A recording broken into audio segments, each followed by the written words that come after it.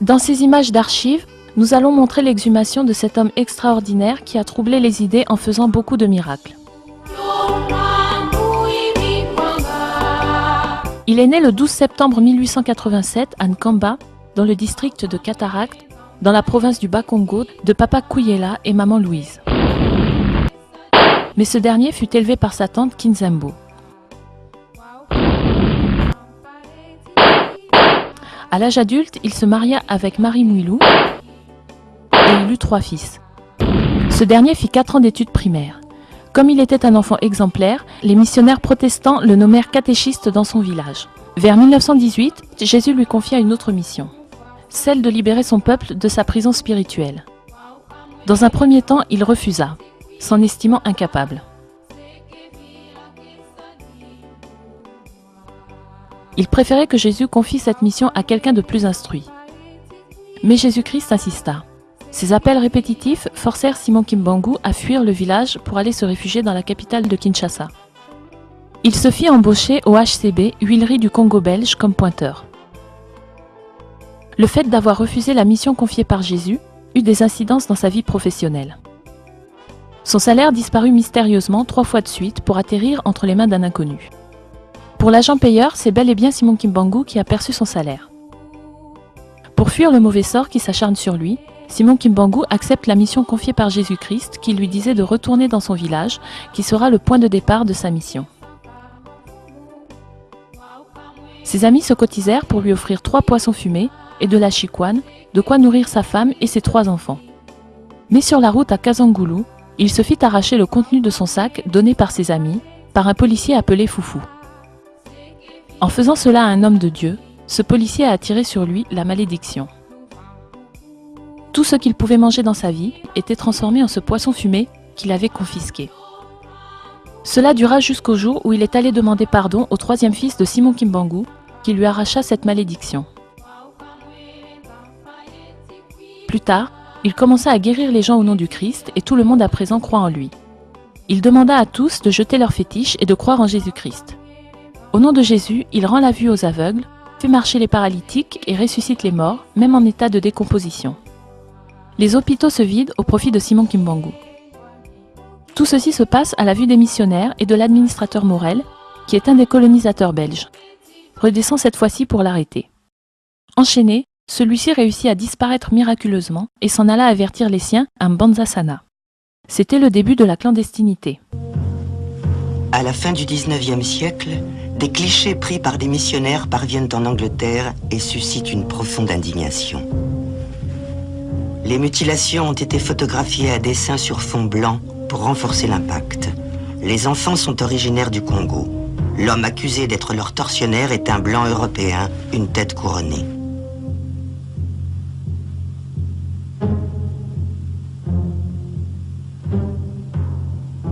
Les preuves d'un des plus grands génocides du 19e siècle ont été ignorées durant près de 100 ans. Des millions d'Africains sont morts pour assouvir la soif de richesse et de gloire d'un seul homme. Un roi a poussé la cruauté à son paroxysme, bien avant l'arrivée d'Adolf Hitler. Léopold II, roi des Belges, possède à titre privé 2,5 millions de kilomètres carrés en Afrique centrale. Il règne sur 20 millions d'Africains.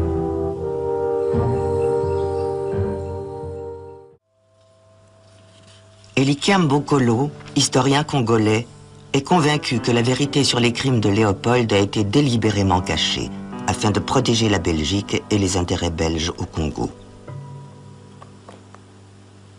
Ce film montre en détail les charges qui pèsent contre le roi Léopold II et révèle une dissimulation d'une ampleur sans précédent.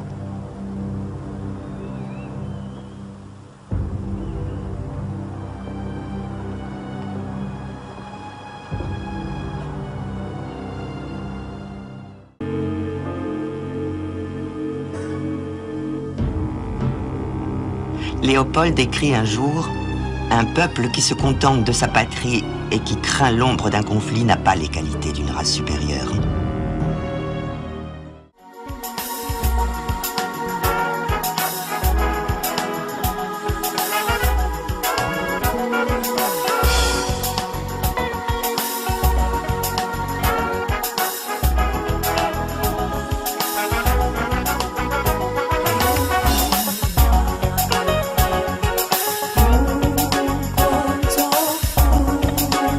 On est dimanche au centre d'accueil kimbanguiste. C'est le culte dominical. Des chrétiens de toutes les communes sont venus pour prier. Ils sont tous en uniforme. Le chef spirituel est en route. Les surveillants, tous les services, sont là et attendent pour l'accueillir. Pendant ce temps-là, le culte se déroule comme prévu. La partie liturgique continue, le prédicateur explique les chapitres et les versets donnés. Dans la résidence du chef spirituel, nous voyons des gens qui attendent pour lui donner les honneurs dus à son rang. Le chef spirituel arrive escorté de motards, de camions de police pour sa sécurité. On croirait voir l'arrivée d'un chef d'État, mais il s'agit là uniquement de la venue du chef spirituel de l'église kimbanguiste. Le gouvernement participe à la sécurité du chef spirituel car il trouve que cette église apolitique apporte la paix. En 1921, le fondateur de cette église, le prophète Simon Kimbangu, avait dit « L'homme blanc deviendra noir et l'homme noir deviendra blanc ». Il ne voulait pas parler d'un changement de couleur de peau, mais plutôt d'un changement de place sociale. Cette grande prédiction de celui qui a été anciennement appelé prophète par les colons, qui l'ont mis en prison, s'est réalisée quelques années plus tard, après sa mort, durant sa période d'emprisonnement de 30 ans, par le départ des colons blancs et l'installation au pouvoir de l'homme noir. Depuis, le gouvernement veille à la sécurité du chef spirituel.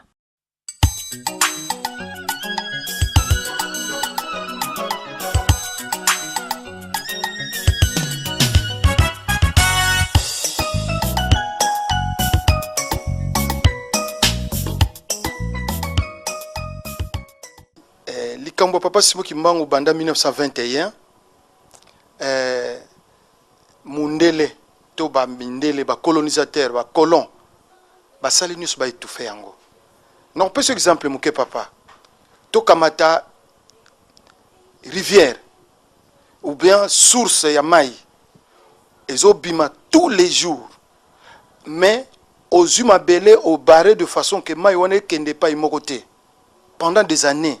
Travail ni no sala pour na réussir que mai wane kendete mais ti mukolo mai wana il faut kaka et bima parce que mai bakanga ka nzela te il faut bima parce que comme source zo continuer ko sala mai wane ko bima likambo tata Simon Kimbangu za ndengwana ba mindele bakangi bazuma lo tata Simon Kimbangu ba camouflango mais eko bima pour liloba nzambe bakanga kangote alobaki muto mwinda koma mundele akokoma mutu mwindo atabo tokangi likambo wana c'est-à-dire ba mindele basali niso bakanga yango lokuta ekomona na miso mutu nyonso ke mutu mwindo akoma mundele akomi mutu mwindo eyo bosa likambo papa odiangenda papa chef spirituel ayaki ko bakisa na likambo wana libanga moko ekoki kotika la susu likolo ya moninga nango libanga te se ekolongolama yango na prier to sala na le 6 avril soki ozwi mwinda kokoma mundele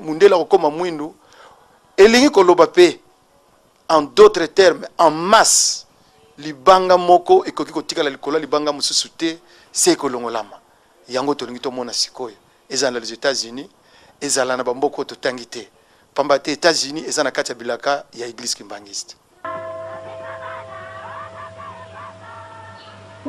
Le roi ne jouit plus d'une place d'honneur. Le Congo acquiert son indépendance. Léopoldville porte désormais le nom de Kinshasa et Léopold II se retrouve à la ferraille. Pour moi, c'était Léopold II en personne. Pas la statue de Léopold II, mais Léopold II. Tellement grand, tellement haut, qui semblait être là pour m'écraser, me dominer. Et puis, pas question de passer devant le cheval. Il fallait passer derrière. C'est comme si je me sentais obligé de respirer l'odeur des excréments du cheval de Léopold II. Après l'indépendance, il était encore là. C'était une vraie provocation. Et puis enfin, est arrivé le jour où je suis là et je vois des jeunes gens tirer Léopold II. Une revanche, une joie de voir enfin ce scandale par terre, là où il devait se trouver.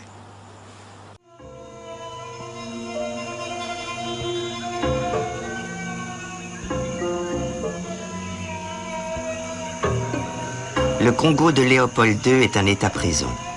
Les Africains sont privés de droits, de justice, de liberté. Ils sont exploités pour assouvir la cupidité d'un roi. Papa Simon Kimbangu alobaki moto moindo akozala mondele. Mondele akozala moto moindo.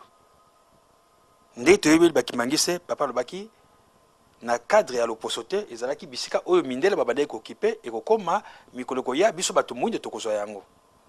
Lelo oyo tomoni na les pays les plus puissants du monde moto moindo aza kokene na course moko akosakana te pour akoma président ya États-Unis.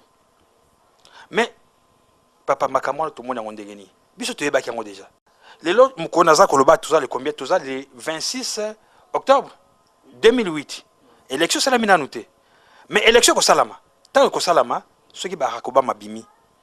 Est-ce que mokile ko yebaki makamwa na prédiction ne lobama ki déjà il parle biso baki bangisi to yebaki yango. Pour papa Simon Kimbangu lobaki yango. Pourquoi on attend combat prophète Simon Kimbangu? Il y a plus de 20 ans en arrière, on a salaki une petite tournée dans l'Afrique de l'Ouest. Dernier pays dans la salaki Guinée-Conakry. Quand on a commis la Guinée-Conakry, on a sali production dans ici, ambassadeur Yamboka Nanga a salaki une petite réception à mon honneur. À Yambaki, ma collègue naïe, ambassadeur et parmi invité il y avait un doyen, il y a diplomate qui était un Nigérian, mais il a parlé de Simon Kimbangu. Il a parlé de Simon Kimbangu. Alors biso qui est l'autre ligne Afrique na biso et matin keneli biso, il parlait de l'Afrique noire. Il faut te reconnaître Simon Kimbangu. Alors ça m'avait vraiment beaucoup marqué quoi.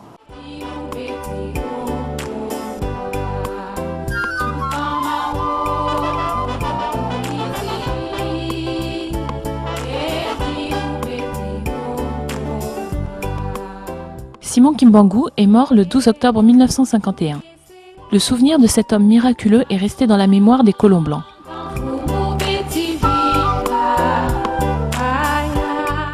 Même après sa mort, il continuait à apparaître dans différentes villes et faisait des miracles.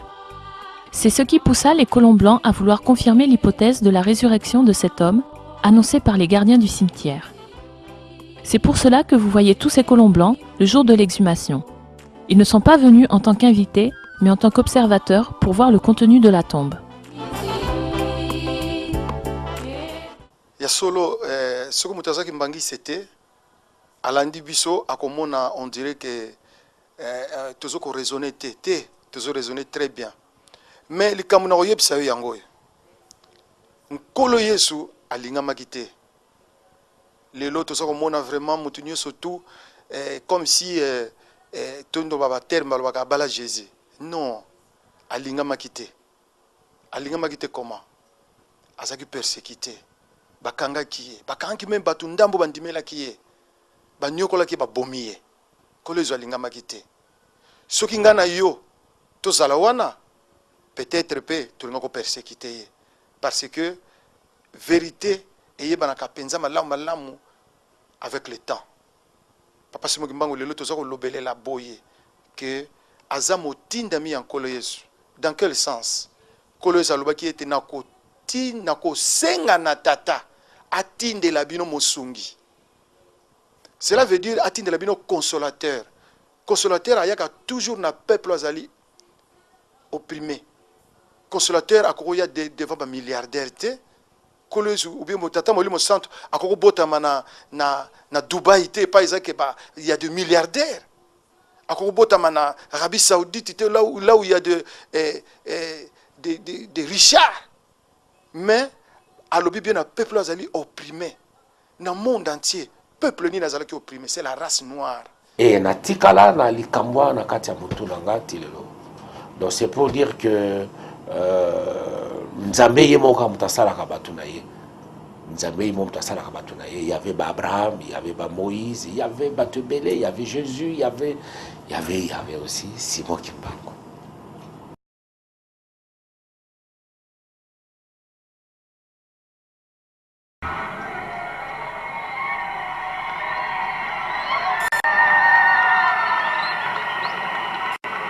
Eleki Sanza eleki sanza zomi na mwambe tata mokonzi ya Lingomba son éminence Simon Kimbangu Kiangani abengaki biso awa na centre tokutani aibisi biso boyo kandenge papa Diangenda alobaki ye moko pa ayokaki yango na Simon Kimbangu bato ya mayele bakobima bakouta mokili mobimba po boloba makambo ya papa Simon Kimbangu biso toyebisi ye mosala wana tolobi tokosala tosali to tosali te